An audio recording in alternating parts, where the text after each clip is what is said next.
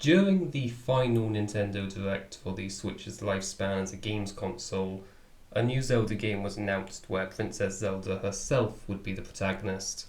Left-wing influencers excited themselves as they believed right-wingers would react negatively to this and claim the series had gone woke. There was no outrage, no controversy, no angry YouTube videos.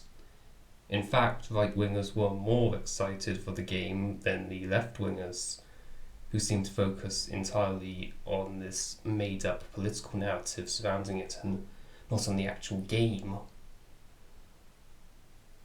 Why is this? What causes this right-wing fascination with The Legend of Zelda? Well, there are few series today that can get away with having the protagonists look like this. All the ones you can find are from Japan. While the Western media is commodified, actions hold no weight, events contradict, there are no deeper underlying themes. These are all symptoms of the mindset held by the writers. Vapid, rootless, illogical, hedonistic, narcissistic, and contemptuous of the audience. Meanwhile, Japan has managed to preserve a healthy creative culture that still produces media that can be called art. One of said artworks being The Legend of Zelda. These are video games that unashamedly portray every aspect of the traditionalist society without the noticeably modern blemishes usually put in by cosmopolitan writers. While Americans portray heroism as a deception put on by the real villains, The Legend of Zelda portrays a noble knight vanquishing evil. While an American will portray any monarchy as cartoonishly evil, The Legend of Zelda portrays it as righteous and just. That is to say nothing of the Western writers' hatred of the mere existence of gender. To Netflix and their ilk, a woman must not be a woman and a man must not be a man. Gender must hold no meaning other than intercourse. The Legend of Zelda does not submit to this paradigm. Sit back and enjoy this in-depth analysis of Zelda's reactionary themes. Some may think throughout this video that Nintendo did not intend what I have seen, that I'm seeing an illusion of deep views inside an apolitical game. To these people, I must remind you that what you call views are not opinions. They are objective, undeniable reality. The developers at Nintendo knew this too. Whether their intent with the games was a societal message doesn't matter.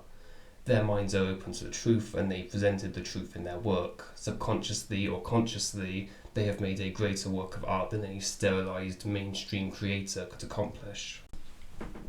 And thou were the most courteous knight that ever bare shield, and thou were the kindest man that ever struck with a sword, and thou were the goodliest person that ever came among press of knights, and thou were the meekest man, and the gentlest that ever ate in hall among ladies, and thou were the sternest knight to thy mortal foe that ever put spear in the rest.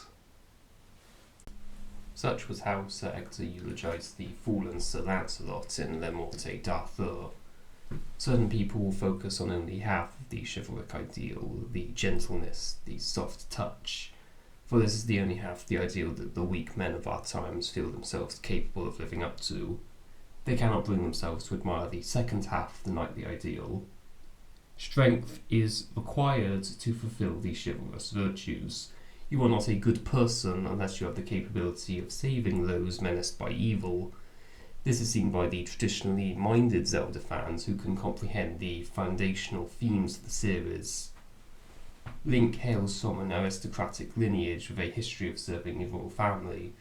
He is the archetypal hero of folklore, a modern knight of the Round Table or paladin of Charlemagne. It's stated in Breath of the Wild that Link was the top contender for the role of bodyguard and attendant to the princess, showing that even getting close to the royal family required hard work and the passion for success. The symbolic scene of Link pulling the Master Sword from its pedestal is reminiscent of King Arthur pulling the sword from the stone. The meaning is different, however, due to the difference in medium. The Arthurian scene shows the young Arthur defying the expectations he's subjected to due to his youth, and showing he has the qualities required for his birthright, the crown of Britain. In many accounts of the events, Arthur did not know what pulling the sword out would entail. He had pulled it out for the sake of his adopted brother, who had lost his own sword. but The Legend of Zelda is a video game series where the protagonist is the avatar of the player. Thus, it cannot have a royal protagonist, it is meant for the common audience. This is why Link pulling out the Master Sword does not represent the unknowing acquisition of birthright through virtue. It represents the conscious, deliberate taking up of duty in service of the kingdom and the goddess, granting the knight immense personal glory. Fealty itself is a glorious thing. Link provides a heroic example of the chivalric ideal that is recognised throughout history as the ultimate male archetype. A man is made greater by service to a higher ideal. Standing up and fighting for what is right requires courage above all. The most disappointing thing about our times is how so few are willing to fix the world for the sake of future generations. As Link represents the ultimate ideal of the male, Princess Zelda embodies the female equivalent, the lunar feminine to the solar masculine. The Era of the Wild Zelda is a particular interest. A burgeoning scholar failing to live up to her prophesied duties, her long-standing passion for ancient Sheikah technology eclipsing the need to awaken her divine power, which her father, the king, keeps her from dedicating too little time into. The queen had died when her daughter was 6 years old, and thus unable to tutor the princess in the ruling blood's sealing power, which is only inherited by female royals. The most common female name among the Hyrulean royal family is Zelda, it being the traditional name of girls born into the dynasty. Don't ask why. Zelda is feminine in every sense.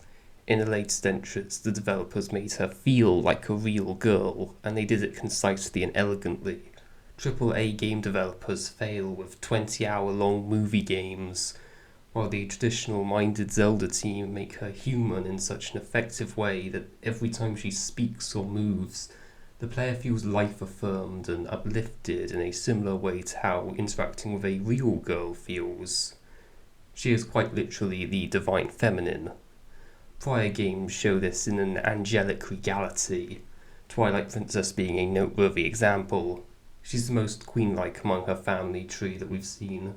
Composed, calm, orderly, intelligent, dutiful, a deeply caring heart beneath her cold, seraphic exterior.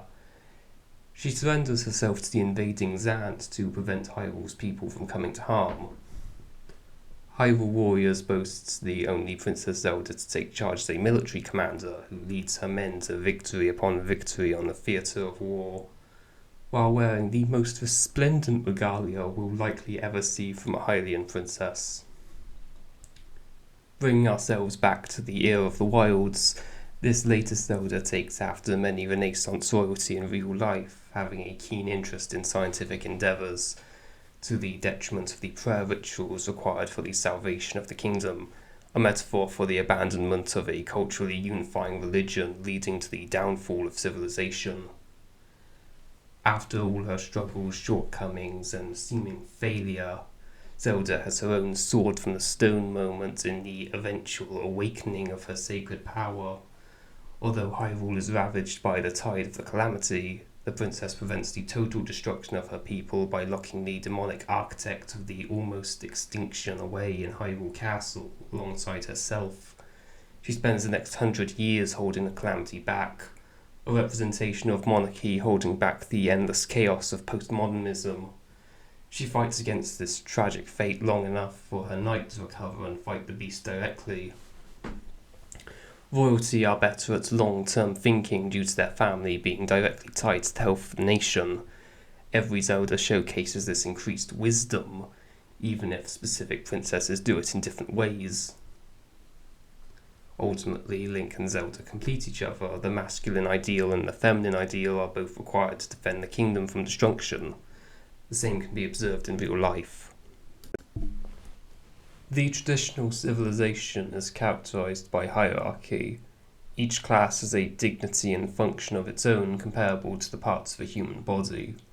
All are required, but higher classes are to be treated with the proper reverence by the classes lower to it. In the same way you could imagine a finger showing deference to the heart.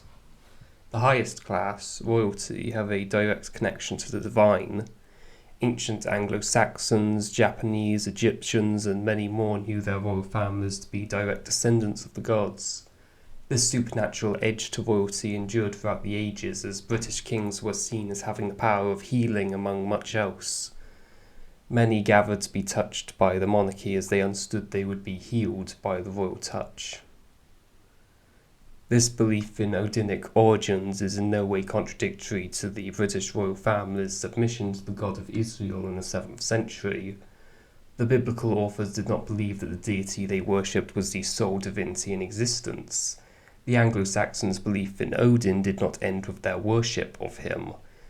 In fact, the coronation ceremony represents the sovereign's anointing as an archon, a deity of lesser power to the Lord of Hosts, appointed to a region of the earth after the confusion at Babel, while the Almighty singled out Israel as his primary domain. This culture of divine kingship appears in the Legend of Zelda. The royal family of Hyrule are direct descendants of the goddess Hylia and inherent divine powers in addition to governmental powers. Just as the British monarchs could dispel evil with a touch, the princesses of Hyrule, in addition to their high-class British accents, have a sealing power that vanquishes darkness, the most recent example of darkness being the primordial elemental calamity, a creature of pure malice that seeks only to destroy the kingdom of Hyrule. It has no constructive goal. It is a revolutionary force with a specific grudge against the royal family. The calamity is supported by the Yiga clan, a revolutionary offshoot of the reactionary traditional Sheikah tribe, known for their ancient devotion to serving Hyrule's ruling house. Far in the past, the Hyrulean royal family ordered the Sheikah to renounce their advanced technology for the sake of securing the dynasty's future rule over a peaceful land. This royal decree split the tribe between those who remained loyal and those who rebelled against the monarchy. The traitors altered the tribe's symbol and gave themselves the new name Yiga. The fact that the Yiga felt they needed to turn the Sheikah eye upside down and change their name shows that the true Sheikah were the ones who remained loyal to the Hyrule dynasty. This is reminiscent of how the real-life far left will claim that traditional historical heroes venerated by older generations would actually agree with the far left's new belief and ideas. Meanwhile, they burn the flag of their nation, behead statues of past rulers, and demand the country's native population bow down and relinquish their fortunes to foreign populations. The Yiga clan turned to worshipping the calamity instead of the goddess Hylia, a representation of the left's adoption of Luciferian imagery against Christian tradition. The Yiga dedicate their whole lives to plotting and carrying out assassination attempts on the royal family with their weapon of choice, the sickle, all while dressed from head to toe in red. In real life, sickles and the colour red are symbols of communism.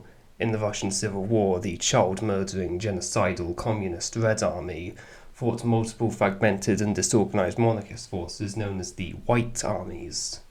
The communistic calamity attempts to construct itself a physical body, but it is stopped near the end of its regeneration and is forced to take the form of a crudely mangled together, spider-like creature, with hair resembling that of anti-civilization philosopher Karl Marx. In Ocarina of Time, Ganondorf travels to Hyrule with the king believing him to be peaceful. Only the young Princess Zelda suspects the truth. This mirrors how European youth hold more negative views on immigration compared to their elders. Ganondorf betrays the welcoming, tolerant Hyrule and destroys its capital. He fills Hyrule Castle town with creatures that mill around aimlessly. They only make a move if they catch sight of the protagonist, at whom they scream and latch onto suggestively. However, each and every time the hero saves the kingdom from destruction, the Bolshevik force is trumped by the powers of tradition, hierarchy, and religion. Although Ganon may possess the Triforce of Power, it is not enough to overcome the brave knight fighting for his land with the Triforce of Courage. As the father of conservatism, Edmund Burke, said, "The only thing necessary for the triumph of evil is for good men to do nothing." We do not live in good times. Each time we wake up, the streets become grimier, the things being discussed become stranger and more unhinged. What is being forced on us and proclaimed as normal degenerates further, and we become strangers to our neighbours to an increasing extent. This is all being forced on you by the powers that shouldn't be. They despise humanity and civilization. How do you take up your sword against this calamity?